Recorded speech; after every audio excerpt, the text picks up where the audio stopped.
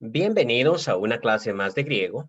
En las clases anteriores estuvimos viendo el indoeuropeo y también la prehistoria de Grecia, es decir, la cultura micénica y minoica que se desarrollaron en lo que hoy en día es Grecia. El día de hoy vamos a estar analizando lo que es la historia y la evolución del idioma griego. Mi nombre es Elvin Monterroso y una vez más, bienvenidos.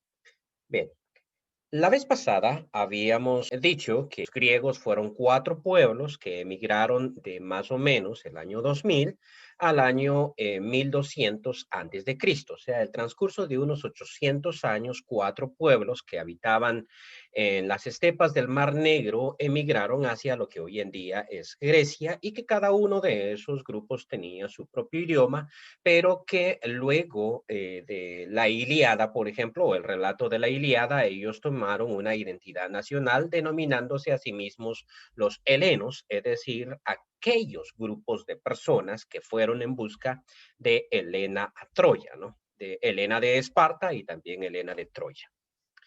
El día de hoy vamos a ver la evolución del idioma griego a partir de su escritura. Hemos dividido la historia del griego en cinco periodos diferentes. En primer lugar, tenemos al griego arcaico, 720 a.C., el griego clásico, 490 a.C., el griego koiné, 322 a.C., el griego eclesiástico, 395 ya después de Cristo, y el griego moderno, 1453 después de Cristo. Cada una de estas fechas por un acontecimiento importante. Sabemos que el idioma no evoluciona así, de esa manera, sino que es más lineal. O sea, pasamos del clásico al koiné de manera lenta, pero ponemos una fecha como para manejar los diferentes tiempos, de acuerdo a ciertos acontecimientos importantes que se dieron en esas fechas precisas. En primer lugar, quiero hacer un pequeño repaso. Decíamos la vez pasada que cuatro grupos emigraron hacia lo que hoy en día es Grecia, que es el pueblo de los aqueos, de los eolios, de los dorios y de los jonios, cada uno en diferente época. No sabemos exactamente el orden ni los tiempos, pero sabemos que allá por el año 2000 antes de Cristo, los aqueos, la primera tribu, emigra y la última de ellas, los dorios, que pone fin a la civilización micénica, va a emigrar 800 años después, es decir, en el 1200 antes de Cristo. Todo esto es antes de Cristo.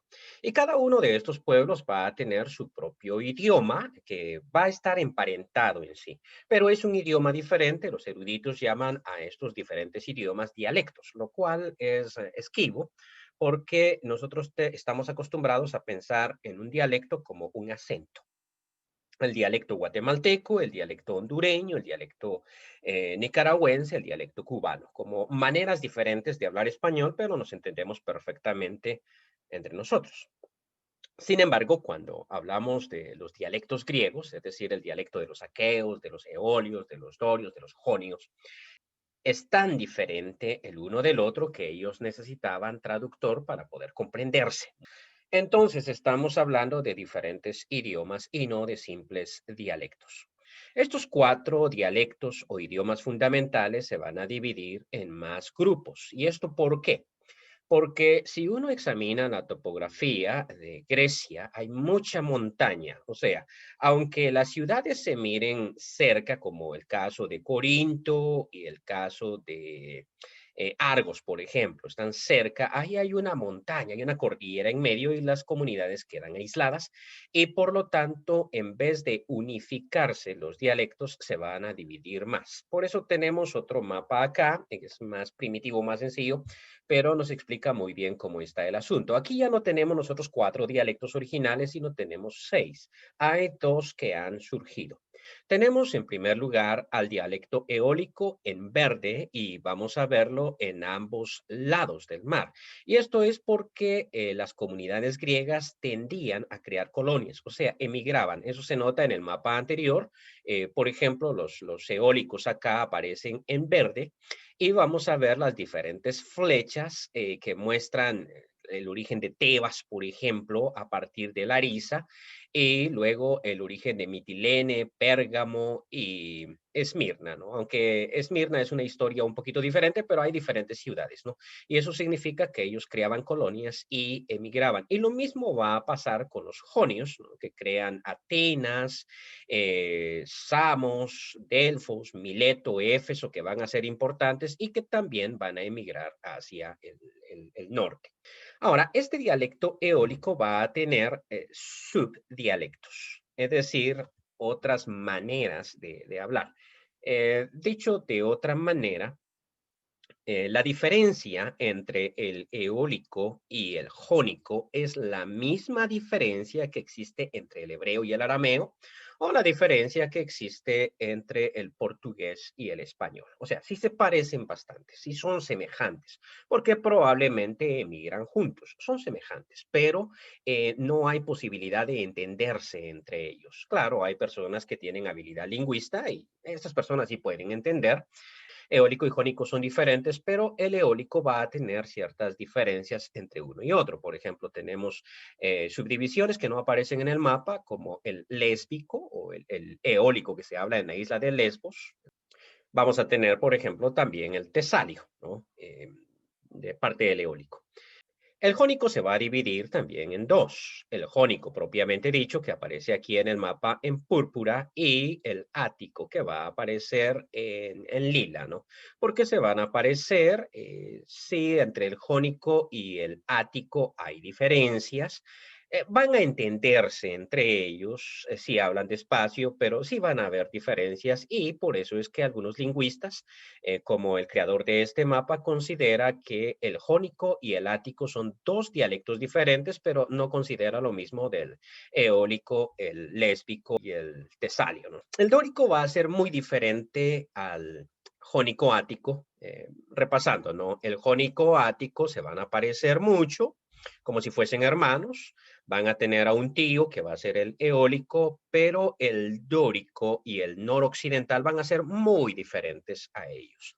Y esto se debe a que los dorios emigraron, decía, 800 años después que los aqueos, no sé si 400 años después que los jonios y los eolios, pero son los últimos que llegan y su idioma es diferente y culturalmente son inferiores, así es de que no van a tener mucho protagonismo, aunque militarmente son muy importantes. Ya vemos nosotros que el dórico, pues los espartanos eran dorios y, eso, y ellos fueron un gran imperio o una gran potencia militar, ¿no?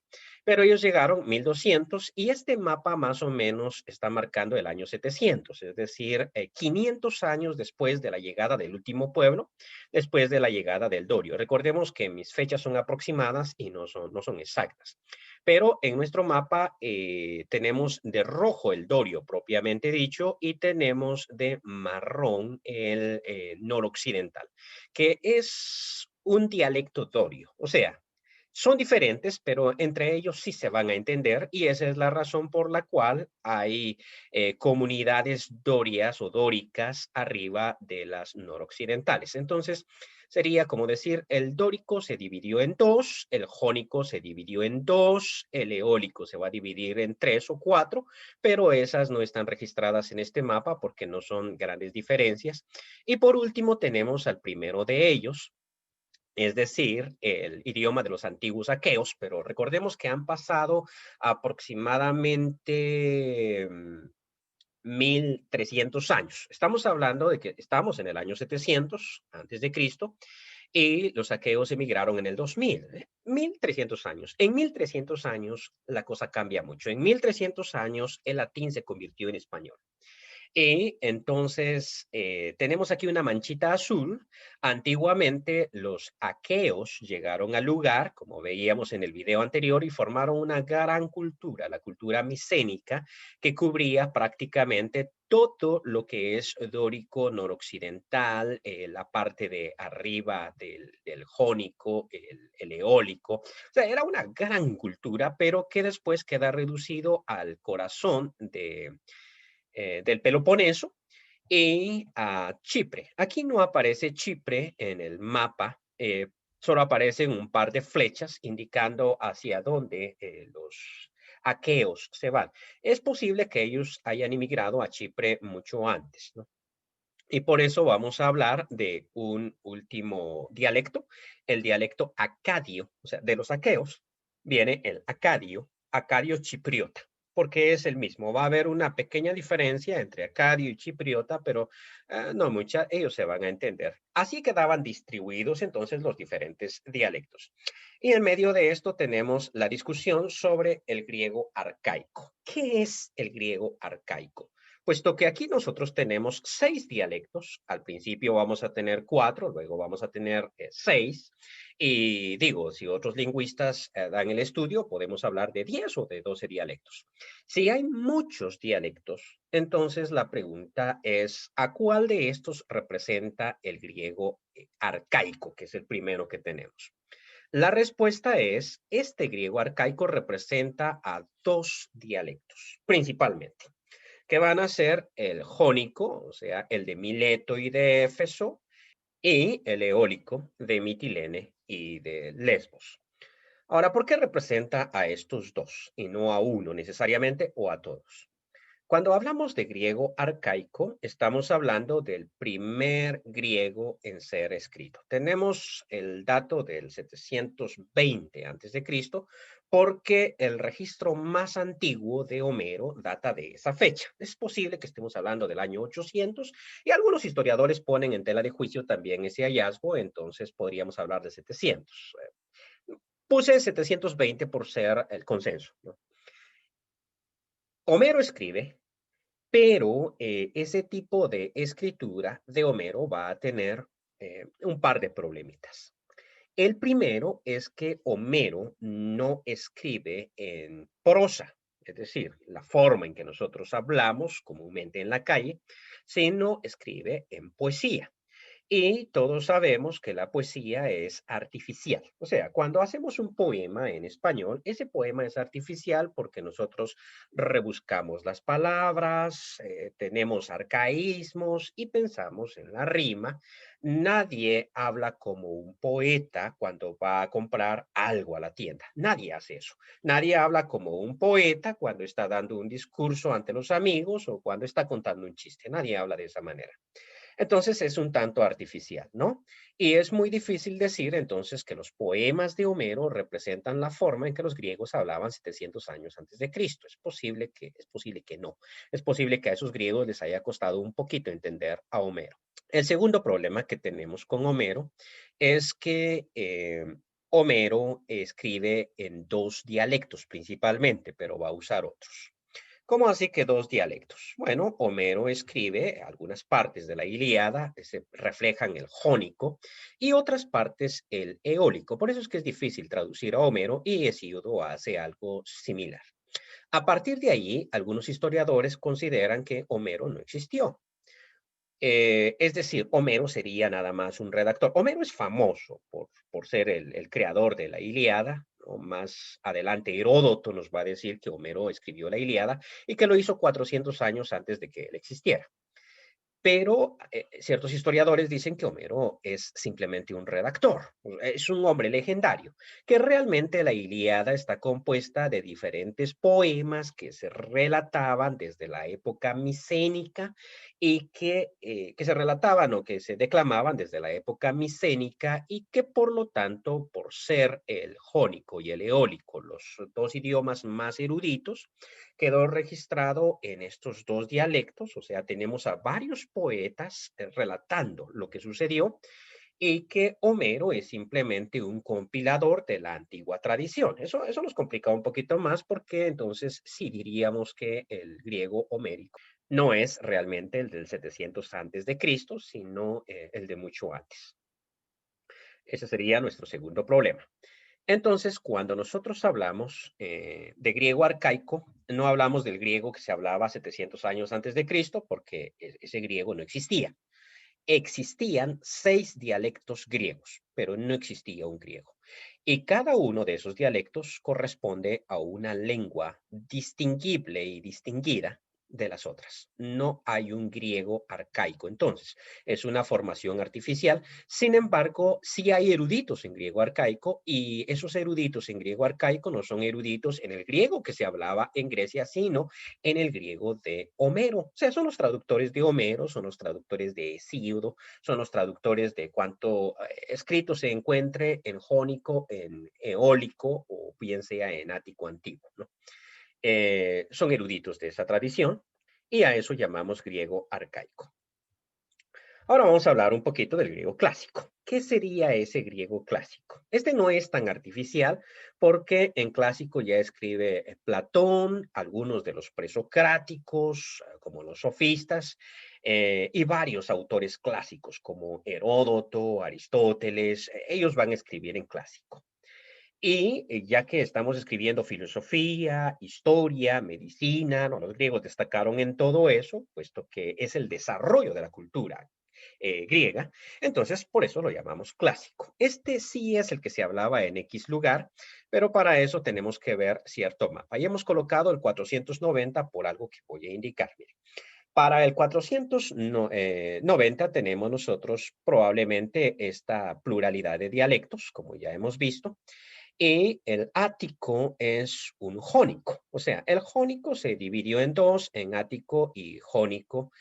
Obviamente el antiguo jónico tuvo que cambiar, el jónico de la época clásica no es el mismo.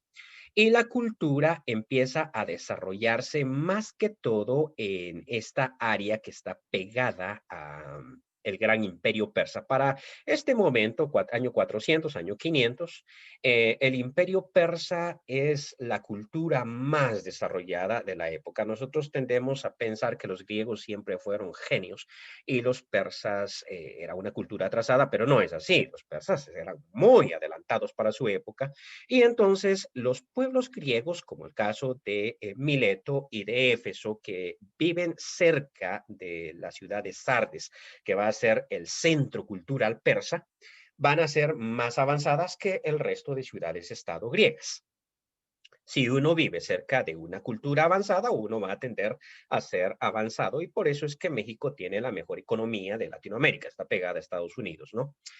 Y entonces lo mismo le pasaba a Éfeso, lo mismo le pasaba a Mileto, y por eso es que cuando estudiamos historia de la filosofía, hablamos de un periodo mítico que es Homero y Hesíodo, y automáticamente entramos a los presocráticos, tales de Mileto, Mileto, lugar jónico pegado al imperio persa.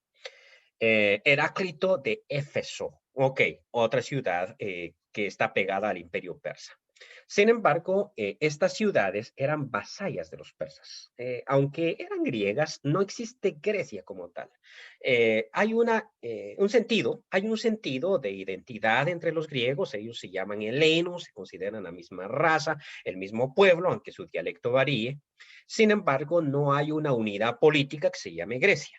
Entonces las ciudades son débiles, algunas fuertes como Atenas, Esparta, probablemente las más fuertes de la época, pero las ciudades como Éfeso o Miletos, que no son tan poderosas como las que acabamos de mencionar, sin embargo, culturalmente están más desarrolladas por estar pegadas al imperio persa, se rebelan. Se rebelaron contra el imperio persa y queman Sardes con la ayuda de los atenienses. Atenas ayuda para eso, porque había un sentido de unidad. Pero el imperio persa es el imperio persa. Es la potencia militar, política, cultural más grande de la época y Darío decide invadir Grecia. Cuando Darío viene, lo primero que hace Darío es destruir las ciudades de Mileto y de Éfeso, por lo que habían hecho. Así es de que la cultura desaparece de esas ciudades. Y esa es la razón por la cual el clásico no es jónico, sino es ático.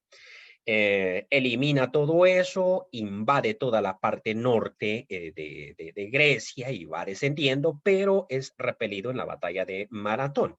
Su hijo Jerjes más tarde va a invadir nuevamente en venganza por aquella derrota de Darío y también es derrotado en tres batallas, ¿no? La de Termópilas, probablemente la más famosa de ellas por el sacrificio de Leónidas de Esparta. Y después de ese rechazo a los persas suceden dos cosas. En primer lugar, no es Esparta la que queda bien parada acá, sino es Atenas. Aunque Atenas fue incendiada por los persas en esta invasión, Atenas es reconstruida y de hecho el Partenón, que es el edificio icónico de Grecia, se construye en honor a la derrota de los persas. Atenas queda como la ciudad más poderosa de aquella época y forma toda una liga.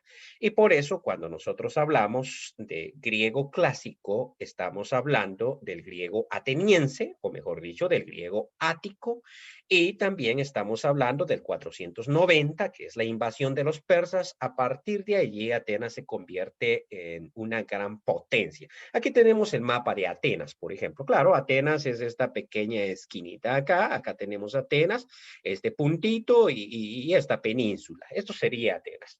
Sin embargo, nosotros vamos a ver en rojizo o rosadito todo el territorio dominado militarmente por Atenas. Y eso significa también parte del imperio persa. Veamos cómo le quitó Atenas toda la costa al imperio persa. O sea, lo dejó debilitado, definitivamente. Aunque esto es nada más la parte trasera de la gran bestia que es Persia. Persia no es pequeño, Persia llega hasta la India. En la derrota ante los griegos, lo único que Persia perdió fue su orgullo, porque no le afectó tanto. Ellos venían en ámbito de venganza, el territorio griego no es gran cosa, ahí no hay mucho que sacar, son rocas, ellos viven de la pesca, no son una gran potencia, pero Atenas empieza a convertirse en realidad en una gran potencia militar y por lo tanto cultural. En rojo, por ejemplo, está Boecia, que antes era, si nosotros vemos en nuestro mapa, Boecia es otro de los dialectos eólicos. Vamos a ver acá el número 4. Boecia es otro de los dialectos eólicos, por eso está en verde. Y acá ya lo tenemos de rojo porque son aliados de los atenienses. Tesalia, que también era eólica, ahora es aliada de los atenienses. En rojo tenemos a todos los aliados. Corinto mismo, con Acaya, ¿no? Son aliados de los atenienses. En verde vamos a tener al resto. Claro. Entonces se forma una gran liga ateniense. Aquí tenemos la época de Pericles, que es uno de los grandes gobernantes de Atenas, que hace de Atenas la potencia, y tenemos a todos los eruditos escribiendo en griego ático. Por eso es que cuando nosotros hablamos de clásico, estamos hablando de uno de los dialectos. ¿Ok? No estamos hablando de todos. O sea, los dialectos siguen existiendo. El dórico se sigue hablando en Esparta, el noroccidental se sigue hablando, el eólico también, todos los dialectos se siguen hablando. Pero el ático es hegemónico porque en él escriben todos los que van a ser importantes de la época. Claro que ese ático no es como el ático antiguo, no es un ático puro, porque los grandes eruditos que siempre existen en todas partes, que estaban en la Jonia, van a viajar porque sus ciudades son destruidas. O sea, sí, Éfeso sobrevive, Mileto sobrevive a la invasión de los persas, pero económicamente queda arruinado. Y eso hace que la élite pensante emigre y va a emigrar hacia la capital de aquella época, que va a ser Atenas. Entonces va a tener ese griego ático antiguo una gran influencia del jónico. Y por eso es que cuando hablamos de clásico decimos ático jónico. Pero vamos a decir 80%, esto es un aproximado, obviamente es un aproximado, ¿no? No soy un gran erudito en griego clásico, pero es un 80% de ático y un 20% de jónico. Entonces, los demás dialectos siguen existiendo, voy a insistir en eso, pero cuando hablamos de clásico, hablamos del dialecto que se habla en Atenas, aunque los demás siguen existiendo. Y de hecho hay unas guerras posteriores que se van a llamar las guerras del Peloponeso, donde se crea una liga alterna a la ateniense. La Liga de Atenas se llama, no Liga de Atenas, sino la Liga de Delfos. Y va a haber una liga rival que va a ser la Liga del Peloponeso, o sea, las diferentes ciudades que están en el Peloponeso, que van a ser de origen dorio o noroccidental, dórico más bien. Y esas ciudades van a hacer una guerra contra las ciudades atenienses.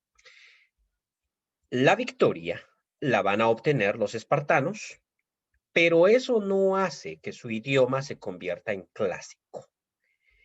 Su victoria va a ser temporal, va a ser efímera. Por algún tiempo ellos imponen una dictadura en Atenas, pero va a llegar el momento en que Atenas se va a liberar de eso y nunca va a ser la potencia que en algún momento llegó a ser. Sin embargo, su idioma sí va a continuar siendo la base de todos los tratos voy a decir internacionales, pero diría entre las diferentes ciudades-estado de Grecia. Entonces, el ático va a seguir siendo el griego clásico. Más adelante he puesto 322 porque es el momento en que Alejandro invade el imperio persa. Vamos a hablar de un griego diferente, de un griego koiné. Los griegos dicen griego kiné. Más tarde, en otro video, vamos a hablar acerca de la pronunciación del griego y entonces voy a explicar por qué yo digo koiné y no kiné, como muchos dicen que debe pronunciarse. ¿Qué fue lo que sucedió? Bueno, que existían todas estas ciudades-estado, voy para acá. Existían estas ciudades-estado, cada una de ellas era independiente con su diverso dialecto, pero van a empezar a dominar una pequeña tribu del norte que se van a llamar los macedonios.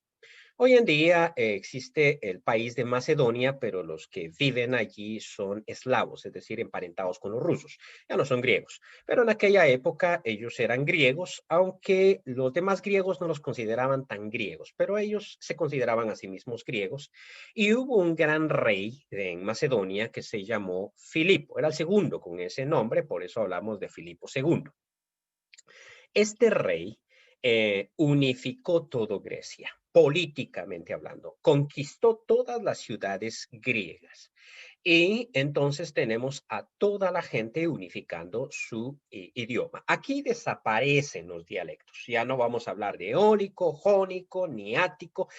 Por eso esto es interesante porque cuando uno escucha del griego clásico, a veces uno piensa que fue el primer griego unificado, pero no, no fue así. Era simplemente el dialecto de Atenas, pero era el dialecto de todos los eruditos, como decía Platón, Aristóteles, los grandes filósofos. Después de que Filipo unifica a todas las ciudades de Grecia, todos sus súbditos empiezan a hablar un solo idioma. A ese idioma griego, que luego se esparce por todo lo que va a ser el imperio de Alejandro, se va a llamar griego común, y común en griego se dice koiné. Por eso es que hablamos del griego koiné. Tres cosas tengo que decir de ese griego koiné. En primer lugar, no es exactamente una fusión de todos los dialectos, porque no lo es. No es que todos fusionaron sus dialectos y surgió un griego completamente diferente, como que metiéramos a todos los dialectos en una licuadora y sacáramos un licuado, ¿no? Y eso es el griego koiné. No fue así. Fue que todas las ciudades-estado, incluso los macedonios, que eran los conquistadores, empezaron a usar el griego clásico como su lengua. Entonces son todas las ciudades hablando clásico. Por eso es que hay una gran semejanza entre el clásico y el koiné, del 80% diría yo. Hay muchas diferencias, como ya vamos a ver, pero hay una gran semejanza. Entonces el koiné es simplemente un clásico o un ático que ha sido popularizado. En segundo lugar, no es exactamente que todas las ciudades hablan clásico sin llevar su parte de cultura. Es como el inglés, ¿no? Hay un inglés que se habla en Estados Unidos, pero los inmigrantes de diferentes países latinoamericanos hablan su propio inglés con su propio acento y a veces con sus propias reglas. Y muchas veces las personas latinas en Estados Unidos hablan un inglés con reglas latinas, no con reglas anglas, por ejemplo. Y eso pasó también en el caso del griego. Entonces, si bien es cierto, no tenemos una fusión de los dialectos, sino tenemos a los diferentes pueblos hablando ático. También es cierto que estos diferentes pueblos trajeron su propio influjo, su propia cultura, sus propios modismos a ese griego. Por eso es que decimos el griego koiné es 80% ático y 20% de los demás pueblos. En tercer lugar, vamos a decir que también hay un influjo de toda la cultura persa, o sea, el griego koiné va a tener préstamos del persa, del sánscrito y de los otros idiomas a donde los griegos llegaron. Es imposible llegar a imponer una nueva cultura sin al mismo tiempo absorber algo, aunque sea minoritario de todos esos pueblos. Y en cuarto lugar, sé que había mencionado tres, pero tengo que mencionar un cuarto punto, es que el griego koiné es un griego simplificado.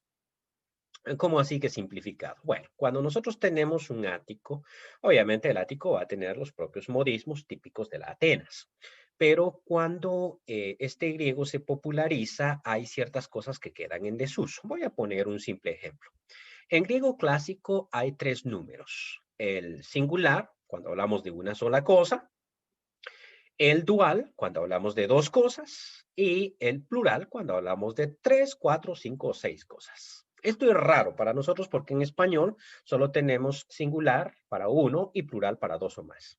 Pues el griego clásico tenía un número intermedio que era el dual, el cual es totalmente lógico porque cuando empezamos a desarrollar nuestra cultura, pensamos en dos manos, dos piernas, dos orejas, dos ojos, marido y mujer, etcétera. Entonces tenemos que tener una forma para hablar de dos, porque el dos es importante para el hombre, ¿no? Sin embargo, esta es una traba, porque estar pensando en tres números, esto lo digo en singular, lo digo en dual o lo digo en plural, es complicado. Cuando se populariza un idioma, al mismo tiempo ese idioma se simplifica y se simplifica para que pueda ser útil. Y entonces el griego koiné no tiene ese modismo de dual, no tiene muchos participios. Es un griego ático bastante simplificado para que sirva a los propósitos. Después de eso tenemos a nuestro griego eclesiástico, que también se ha llamado griego imperial, que también se ha llamado griego medieval. ¿Qué es lo que sucede? Bueno, que los romanos se convirtieron en una gran potencia y los romanos conquistaron a Grecia, militarmente hablando, pero Grecia los conquistó culturalmente hablando. Y eso significa que en el Imperio Romano el griego va a ser más importante incluso que el latín. El griego se va a imponer como la lengua común del Imperio Romano. Y en el 395 después de Cristo, el Imperio Romano se va a dividir en dos partes. En Oriente va a ser el Imperio Romano de Oriente con capital en Constantinopla, es decir, Bizancio. Por eso a este imperio se le va a llamar bizantino y va a tardar 1000 años. En Occidente, la capital va a ser Roma, más tarde Ravenna, y el idioma que se va a hablar allá en Occidente es el latín. Pues bien, entonces en el Imperio Bizantino se va a hablar griego y a este griego es al que nosotros llamamos eclesiástico porque en todo el mundo romano la iglesia va a ser importante. Y entonces las misas se van a dar todos los días y esas misas van a ser en griego y los padres de la iglesia van a escribir en griego y toda la gente erudita va a ser religiosa y va a escribir en griego. Por eso le llamamos griego eclesiástico. Se parece mucho al koiné, pero va a ser un tanto más erudito, ¿no? Más formal que el koiné antiguo. Se le ha llamado imperial debido a que Bizancio era un imperio y se le ha llamado medieval debido a que esta es la época de la Edad Media. Aunque eso es impreciso porque la Edad Media se da en la Europa occidental, la Europa oriental no tiene Edad Media. Los chinos no tuvieron Edad Media. Los egipcios no tuvieron Edad Media, los árabes no tuvieron Edad Media, pero como los que nos contaron la historia, es decir, los franceses y los ingleses, sí tuvieron Edad Media, a ellos se les ocurrió que a todo el mundo pues, tuvo Edad Media, ¿no?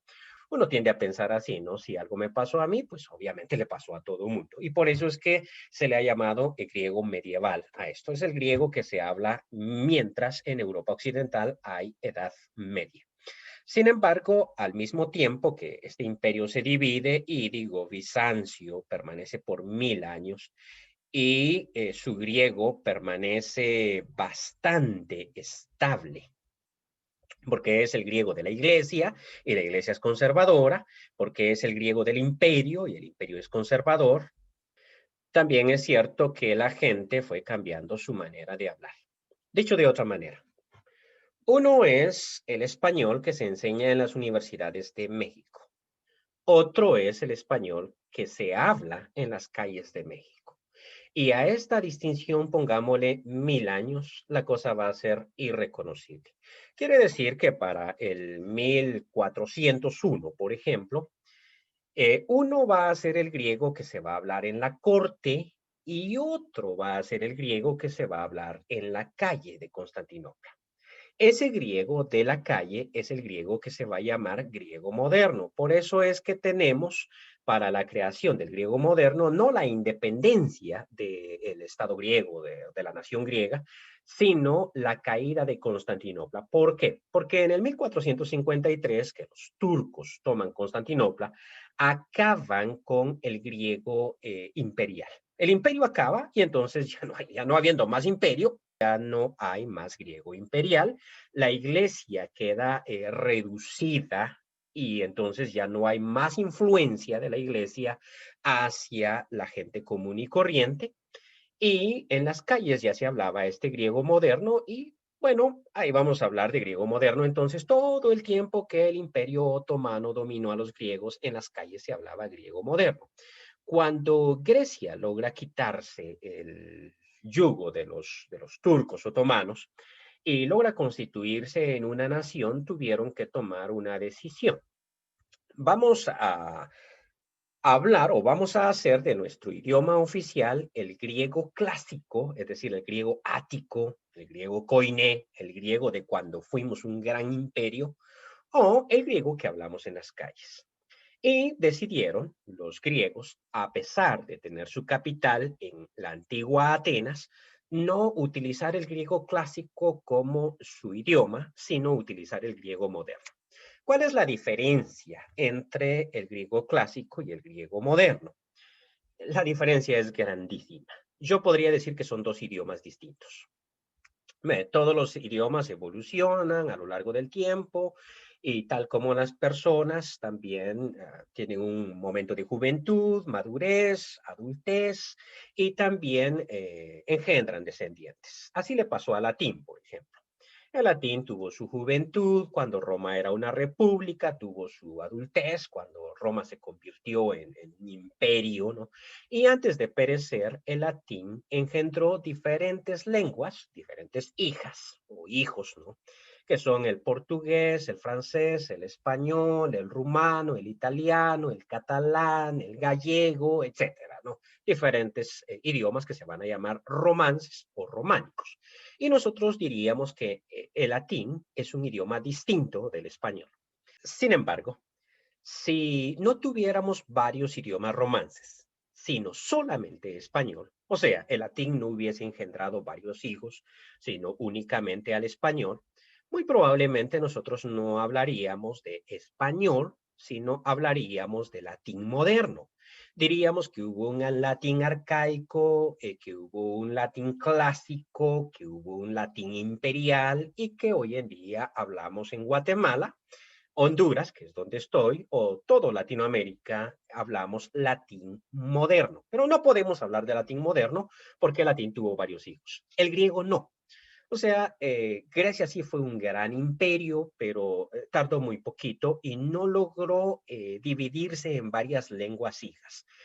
Dicho de otra manera, el griego del imperio bizantino no logró engendrar hijos como sí lo hizo el latín. Y eso hace que nosotros hablemos de griego moderno y no de un idioma completamente distinto, pero el griego es un idioma muy distinto. Por ejemplo, las dos lenguas son declinables, sin embargo, el griego moderno solamente tiene 3 casos, mientras el griego clásico tiene 5 casos, o el griego koiné tiene 5 casos. Eso hace una tremenda diferencia. Tanto así que si traemos un escrito en griego clásico a cualquier persona común y corriente de Atenas hoy en día y le pedimos que nos lea, él va a interpretar los caracteres y los signos y probablemente va a leer con un acento un poquito extraño. Vamos a hablar en otro video acerca de eso, pero no va a lograr traducirlos. Ellos necesitan estudiar griego clásico para poder entenderlo. Haciendo entonces un repaso de la evolución del griego, vamos a decir que no hay un solo griego, sino hay muchos griegos. En el griego arcaico tenemos nosotros 6 idiomas diferentes. Sin embargo, el arcaico es una reconstrucción poética de Homero, y por lo tanto, cuando nosotros estudiamos griego arcaico, no estudiamos esos 6 idiomas que existían en Grecia, sino estudiamos el griego poético de Homero y Hesíodo. Después viene el griego clásico, y aunque en Grecia siguen existiendo todos esos dialectos, el griego clásico no es ni más ni menos que el griego de Atenas con bastante influencia jónica. Después tenemos el griego koiné, que no es una fusión de todos los griegos, como generalmente se dice, sino es una popularización del griego clásico. Por eso es que quien sabe clásico puede leer koiné. O sea, lo que necesitaría alguien que es erudito en griego clásico para leer el griego koiné o el griego bíblico es simplemente un diccionario, porque todo lo demás lo va a entender fácil. Eso es sencillo, son muy semejantes el uno al otro, 80% decía antes de esto. Sin embargo, quien sabe clásico no va a leer arcaico, porque en primer lugar es poema, en segundo lugar tiene muchos arcaísmos y en tercer lugar va a tener declinaciones distintas o diferentes. Bueno, tal vez no otras declinaciones, pero sí declinaciones con terminaciones distintas, que de hecho el griego moderno sí tiene terminaciones muy distintas. Entonces diríamos que aquí estamos hablando de 3 idiomas nada más. El griego arcaico, que es una, el griego clásico, koiné y eclesiástico, que va a ser otra, y que se van a distinguir entre ellos, pero sus distinciones son mínimas realmente. El griego clásico es el griego de Atenas, cuando existen todavía otros dialectos. El griego koiné es el griego de Atenas, cuando ya no existen otros dialectos. Y el griego eclesiástico es el griego de Atenas, cuando se hizo religioso. De hecho, esto es bien interesante y voy a contarlo antes de terminar el video. Cuando se descubrieron los manuscritos bíblicos, los eruditos dudaban sobre qué tipo de griego era este, porque no encajaba perfectamente en el koiné que conocíamos. Porque el koiné que conocíamos era un poquito diferente. Entonces, algunos eruditos propusieron que el griego bíblico era un griego revelado por el Espíritu Santo, un griego espiritual, un griego cristiano, un griego divino. Sin embargo, por muchos manuscritos que se han encontrado, sobre todo en Egipto, porque Egipto es árido, es seco, entonces los manuscritos se conservan, por eso es que la mayoría de manuscritos que tenemos son egipcios. Muchos manuscritos que se encontraron en Egipto, cartas que le escribía el esposo a la esposa al esposo, cuentas por pagar, pagarés, listas de mercado, etcétera. Por todos esos manuscritos, nos hemos dado cuenta que el griego bíblico es koiné. Pero hay 2 tipos de koiné. El koiné erudito, cuando uno escribe o habla frente a la academia, habla de una manera, pero cuando uno cuenta un chiste con los amigos, celebra un cumpleaños, habla de otra manera. Entonces no había un koiné, sino que había un koiné erudito y un koiné de la calle. Pues el Nuevo Testamento está escrito, y el Antiguo también, en ese koiné, en el koiné de la calle. El koiné que hablaban en las plazas, el koiné que hablaban en las iglesias, en ese koiné se escribió el Nuevo Testamento. Y va a tener bastante influencia semita porque la Biblia es hebrea, o sea, es semita, va a tener ciertos semitismos. Cuando hablamos de griego eclesiástico, es ese mismo koiné, pero ya formalizado, estandarizado, como si dijéramos el koiné bíblico se impuso por el erudito, esa es la idea, pero hay mucha semejanza entre ellos, o sea, para mí, por ejemplo, que me he especializado en koiné, Es fácil leer el clásico y es fácil leer el eclesiástico. Estoy totalmente seguro de que para alguien que es erudito en clásico es mucho más fácil leer el Koiné que para mí el clásico, pues ya mencioné el dual, por ejemplo, y ciertas formas de terminación de los sustantivos son distintos en clásico que en Koiné. Sin embargo, los que saben clásico entienden Koiné, los que saben Koiné tienen que aprender ciertas formas para traducir el clásico. Sin embargo, el arcaico, esa es otra cosa. Entonces diría yo que hay tres: arcaico, clásico, koiné y eclesiástico en un solo grupo, y aunque hay diferencias entre ellos, están íntimamente relacionados, y el griego moderno, que este sí es otra cosa. Propongo una última diferencia, aunque voy a hablar específicamente de esto cuando hable de la pronunciación del griego. El griego clásico, koiné y eclesiástico es politónico. Y eso significa que a la hora de pronunciarse se canta, se entona, como el chino, por ejemplo. El chino es un idioma politónico, que dependiendo de la forma en que se pronuncia, se puede decir una cosa muy diferente. El griego moderno no es politónico, es como nuestro español. El acento solamente es énfasis, y de allí que el griego clásico tenga tres acentos distintos y distinguibles entre ellos, y el griego moderno solamente tenga un acento. Los que estudiamos griego clásico no reproducimos el sonido politónico porque ese se ha olvidado y cualquier reconstrucción sería artificial. O sea, nosotros pronunciamos el griego clásico como si se tratara de una lengua moderna, no le damos ese sentido politónico, es muy difícil para nosotros saber, pero si de alguna manera nos transportáramos en una máquina del tiempo y leyéramos griego ante la comunidad de Atenas, ellos no nos entenderían porque no estamos utilizando los tonos que debemos utilizar. El griego moderno no, solamente tiene un acento, es igual que el nuestro. Bien, si te gustó este video, pues dale like, compártelo, suscríbete al canal y activa la campanita de notificaciones. En el próximo video vamos a estar hablando del alfabeto. ¿Cómo fue que los griegos adquirieron su alfabeto fonético? Pues ellos ya tenían un lineal. ¿De dónde lo trajeron? ¿Y cuál es la diferencia entre los diferentes alfabetos que se usan a lo largo del mundo? Muchas gracias.